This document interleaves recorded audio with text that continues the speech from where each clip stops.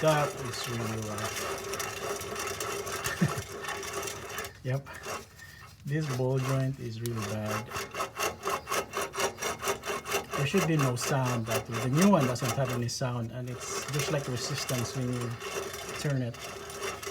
And then this one has no play actually. See, there's no play. So if you move the tires, like 12 o'clock, 6 o'clock, 9 o'clock, 3 o'clock, there's no play at all, which is not really like a good indicator that your wheel bearing is bad.